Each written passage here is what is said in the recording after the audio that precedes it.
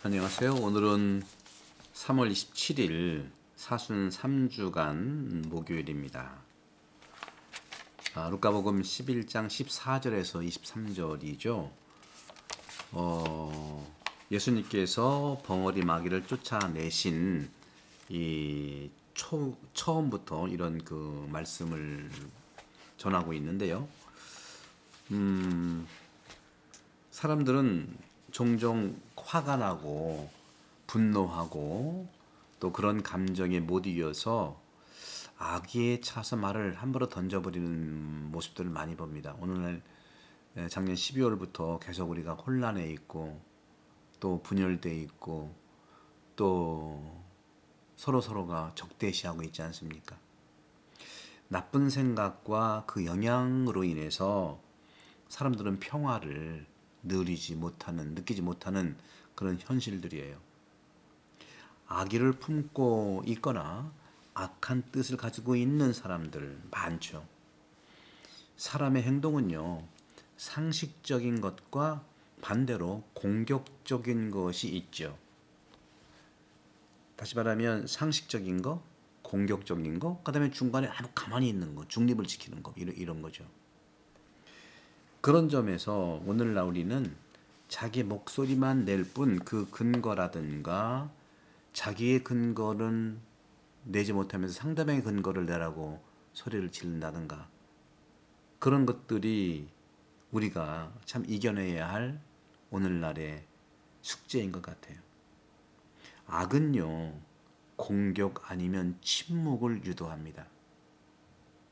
그러다가 화해를 해야 하는 처지에서도 악의가 덜 풀렸는지 송구하다는 표현 간단하게만 하고 그걸로 충분하다고 또 생각하는 거예요. 자기 일방적이죠. 오늘 복음에서 벙어리 마귀가 바로 이러한 모습을 담아내고 있어요. 무엇인가 원하지 않는 자는 바라지도 않고 원하지도 않고 이런 사람은 벙어리가 되는 거랑 같은 거죠. 마음속에 증오를 품고 있어도 벙어리가 되는 거예요. 넓은 의미에서 벙어리 마귀는 다른 사람들과 모든 관계를 중단시키는 것이죠. 그런 부분들을 우리는 참으로 안타깝게 생각을 하고 있는 거죠. 벙어리 마귀의 이러한 그 침묵이라고 할까요? 묵비권이라고 할까요? 이것은 관계의 단절입니다. 하지만 우리 그리스도인들 또 사제, 수도자, 또 신앙인들의 침묵은요, 묵비권이 아니라 하느님과의 대화입니다. 성찰하는 시간이에요.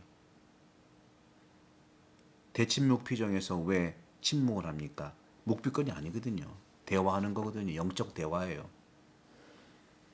그런 점에서 저도 영신수련 한 달 동안 오래전에 침묵으로 기도를 한 경험이 있고 또 신학교에서도 한 달에 한 번씩 피정하고 또 1년에 한 번씩 연피정하고 그것도 다 그런 의미이죠. 하지만 이러한 침묵이라고 하는 거 이걸 지킨다고 하는 것은 외형적으로는 묵비권과 같아 보이지만 침묵의 목적과 방향은 근본적으로 다릅니다. 전자, 즉 아무것도 말하지 않는 중립, 묵비권은요. 단절이지만 후자, 즉 기도하면서의 침묵은 관계를 맺기 위한 성찰과 영적인 준비예요. 영적 관계를 얘기하는 것이죠. 깊이 성찰하고 자신을. 그런 점에서 초기에 사막의 수도자들도 침묵이라고 하는 것은 무조건 말하지 않는 것이 아닙니다. 나는 말을 하지 않지만 상대방이 건네온 말씀에는요 귀를 기울이는 거예요. 그리고 대화하는 겁니다. 이런 부분에서 오늘 어처구니 없게 오늘 또 15절에 이런 말을 합니다. 군중들이 놀라워하면서 예수님이 벙어리 마귀를 쫓아내시자 벙어리 마귀 말을 못하게 하니까 말을 하게 되었거든요. 그러자 이 사람들은 또 가짜뉴스를 얘기해요. 저자는 마귀 우두머리 베엘제불의 힘을 빌려 마귀를 쫓아낸다 하고요. 그러면서 다른 사람들은 예수님을 시험하느라고 하늘에서 내려오는 표징을 요구하기도 한 거예요. 그러면서 예수님이 쭉 말씀하셨죠. 사탄이 어떻게 사탄도 서로 갈라지면 그 나라가 어떻게 버티겠느냐. 기본적인 말씀을 하고 있는 겁니다. 실제로 악은 다른 악을 쫓아낼 수가 있을까요? 그럴 수 있겠죠. 강한 사람이 약한 사람을 쫓아내니까. 하지만 그 결말은 서로 망한다는 것이 사실입니다. 역사의 경험이고요. 취한 사람이 취한 사람을 구할 수 없는 것처럼 말이죠. 인색함이 어떻게 인색함을 구하고, 게으름이 어떻게 게으름을, 교만이 어떻게 교만을, 자만과 허영이 어떻게 자만과 허영을 어떻게 구하고 이겨낼 수 있겠습니까? 오직 어려움과 위험 속에서 하느님께 신뢰를 두는 것이 필요하죠. 이 신뢰의 마음, 그것이 하느님께서 우리를 보호하고 방어해 주시는 평화로 살아가는 것이죠.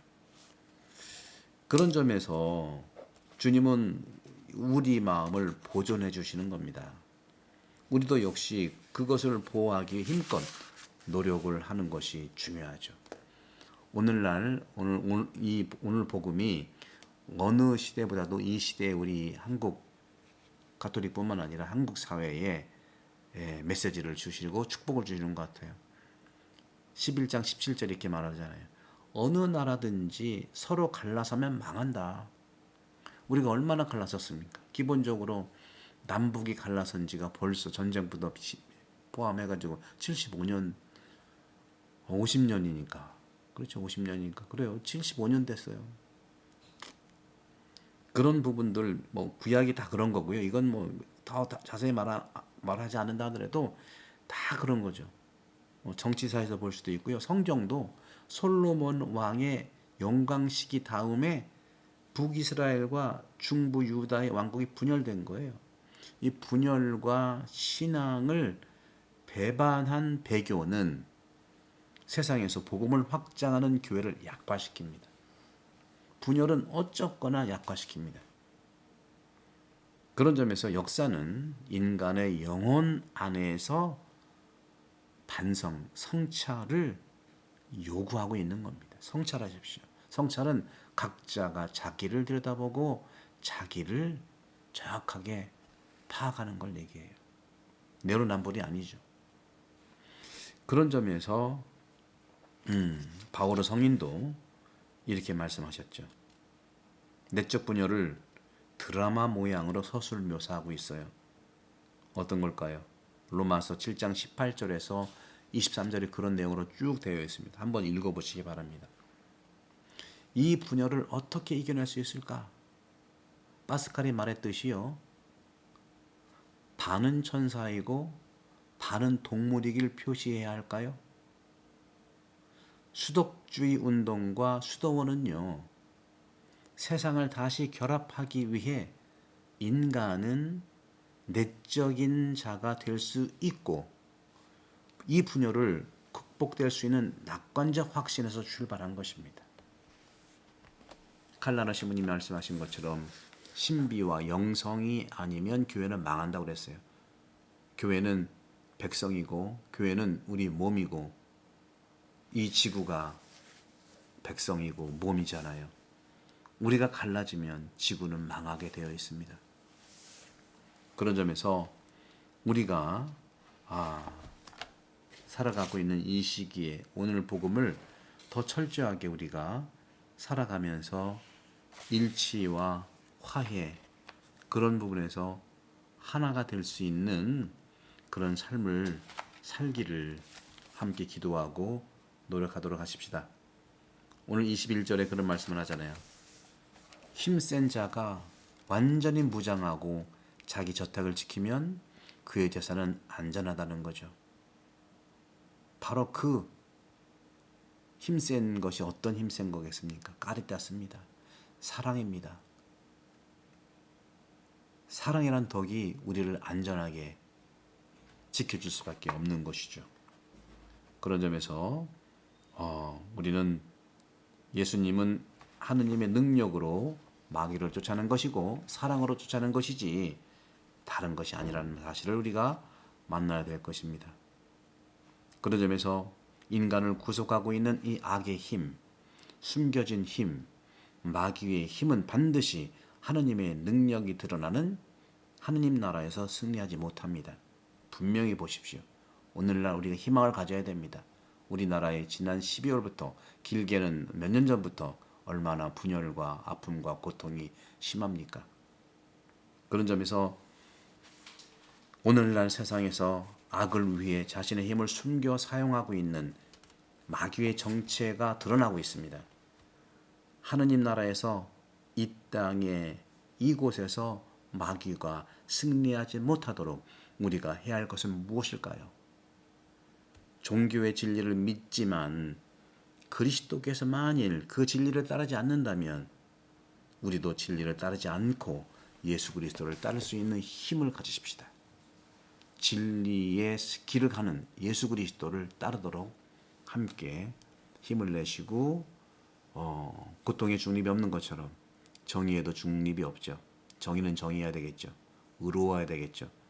그런 점에서 오늘 이 복음 말씀을 잘 우리가 나누고 공유하고 또 많은 구독, 성교 부탁드립니다. 성부와 성자와 성령께서는 여러분 모두를 강복합니다. 감사합니다.